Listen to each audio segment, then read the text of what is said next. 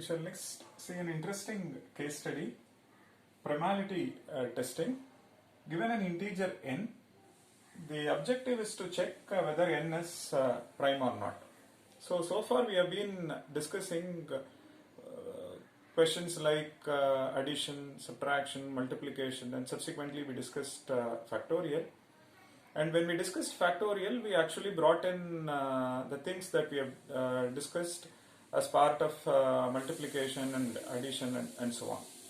On the similar line, the Turing machine that we have designed before, or RAM model that we have designed before, we will use it as a subroutine to answer this question. But there are other interesting insights into this which we shall see shortly. So let's discuss this with respect to TM unary representation and RAM base 2 and RAM base 10 or decimal representation. So this is Turing machine model. In this, its underlying digital logic design. This is with respect to high-level programming languages. Okay, let's look at TM unary. So input number is represented in unary form, say something like this.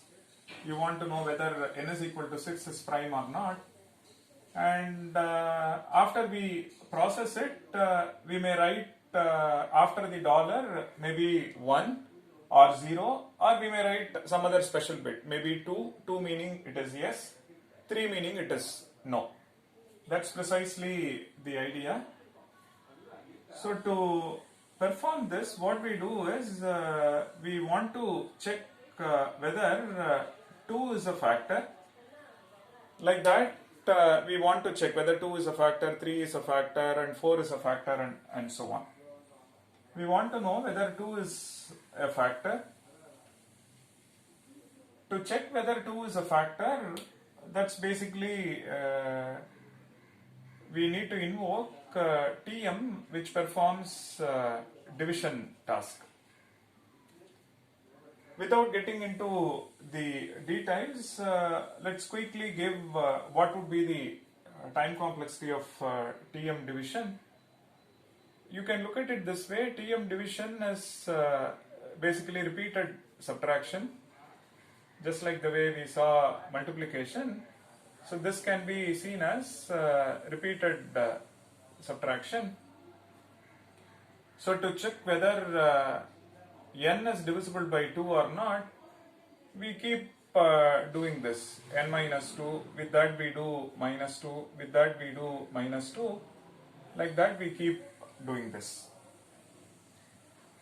How many times we do this operation? Number of subtraction is precisely n by 2. In general, you want to know whether n is divisible by a or not. You keep doing this n minus a minus a minus a and so on, and number of such subtractions is n by a. Correct? Now what would be the cost of each subtraction? So cost of each subtraction is, we have analyzed before, it's upper bounded by n square. Fine. So number of subtractions is so much, and cost of each subtraction is order n square. Fine. And now we can plug this over here to check whether n by 2 is a factor, then n by 3 is a factor, like that you keep doing it. You can run up to root n, or you may go up to n minus 1. Anything is fine. There are 3 different approaches, right? One will go up to n minus 1, another one will go up to n by 2, but the efficient one is you go up to root n. So you can fix an appropriate logic. So which means to check whether it is prime or not, we are first checking whether 2 is a factor of n. To check whether 2 is a factor of n, we are invoking the Turing machine that performs this divisibility check. So how many times we invoke this? N by 2 times we need to invoke the subtraction routine, and cost of each subtraction is order n square.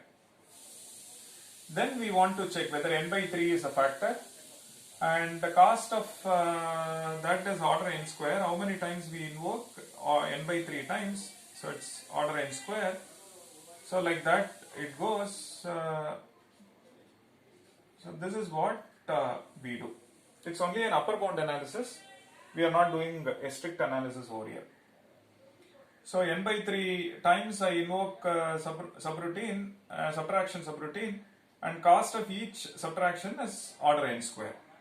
So what is the cost of this? So this is order n cube times this part, 1 by 2 plus 1 by 3 and so on up to 1 by n minus 1. This one is order log n. So that shows that this algorithm runs in order n cube times log n. Most importantly, our input is n, input size is n. So input size is n, which means this algorithm runs in poly in input size. This is logarithmic in n. Log n is order n. So this is n cube, so which means something like order n power 4, which is biquadratic in input size or poly in input size. And this shows that if we make use of things that we have discussed before, something like division is achieved using subtraction, and we use this to check primality, one can get a loose upper bound, but it is sufficient to conclude whether the algorithm runs in polynomial in input size or not. So the idea is to invoke division repeatedly and to check whether 2 is a factor, 3 is a factor, and so on. In turn, the division will invoke subtraction repeatedly. So to check whether n2 is a factor, cost is so much. Because the division internally invokes subtraction, and cost of each subtraction is so much. And subsequently we see that it runs in polynomial in input size. Now we shall see, does this problem of polynomial time algorithm with respect to input size when the model is RAM base 2 or RAM decimal model.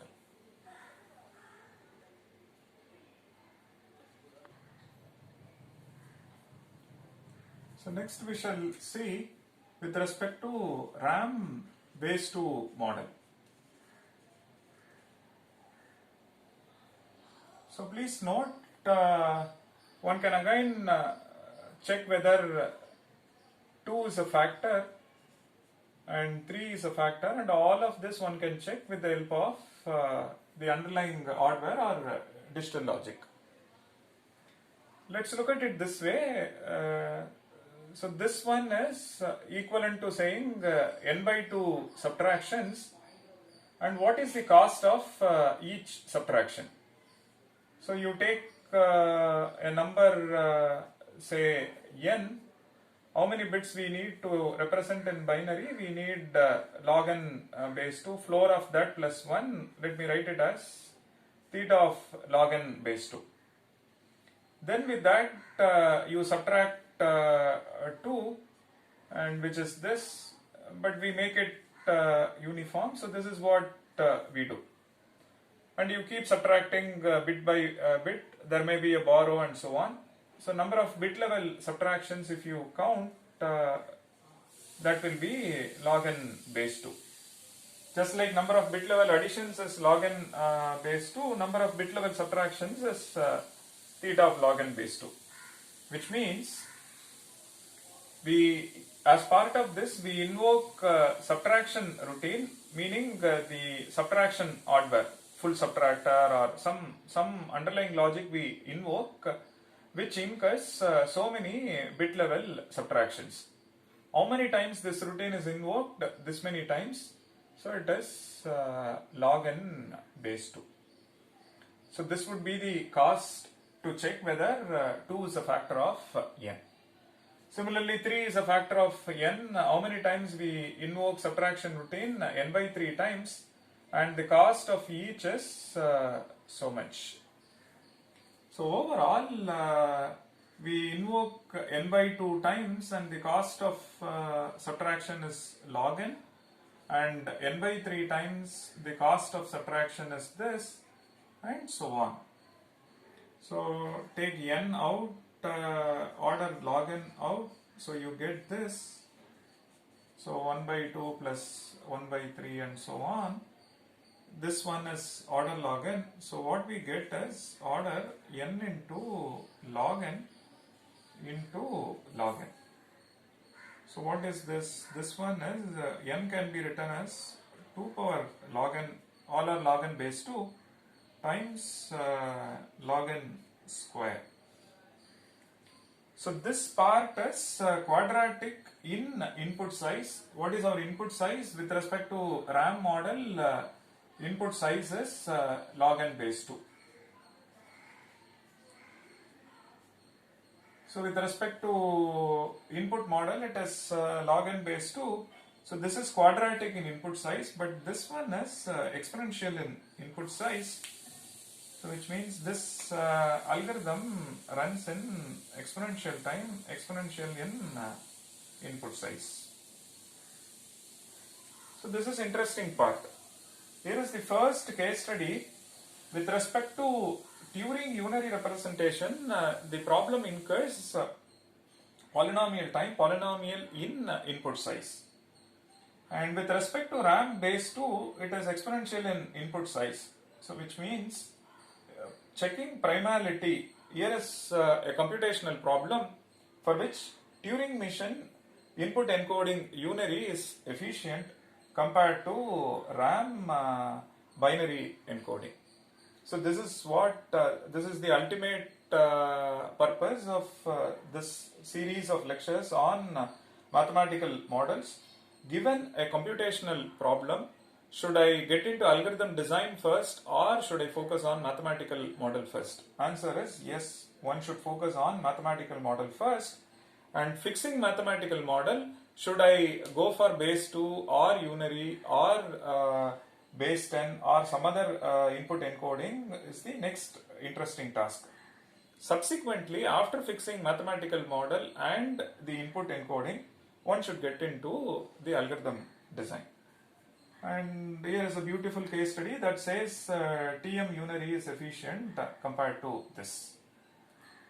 Now what about RAM decimal model or base 10, what we come across?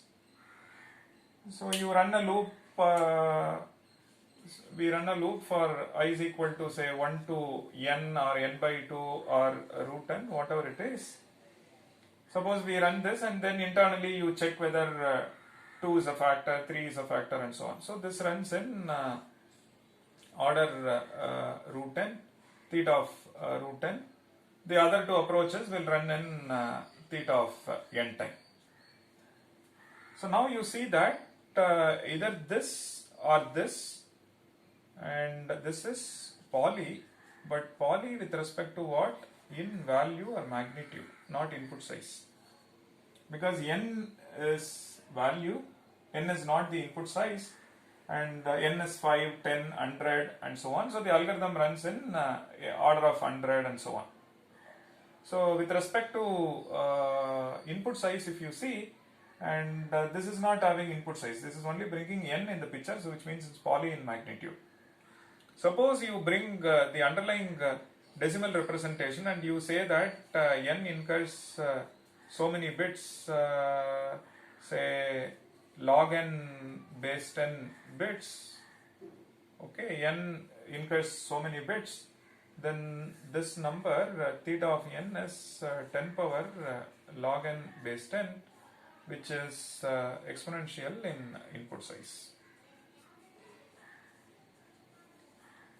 So with respect to RAM, again, why don't we analyze with respect to magnitude itself?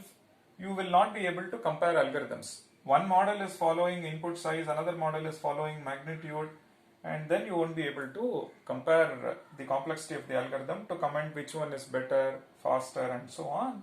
So I need to bring them onto a common platform.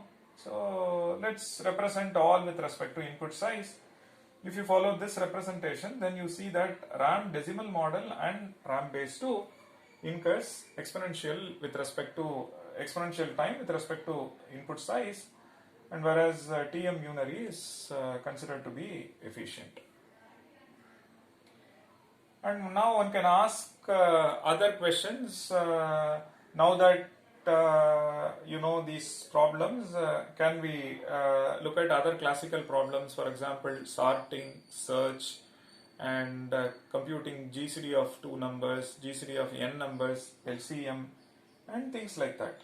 So for all of them, can we come up with TM representation, subsequently algorithm using TM, what would be the complexity, and similarly things like RAM, base 2, base 10, and so on. And so these interesting questions and some more which you have seen as part of algorithms course or data structure course, we shall experiment as part of your assignments.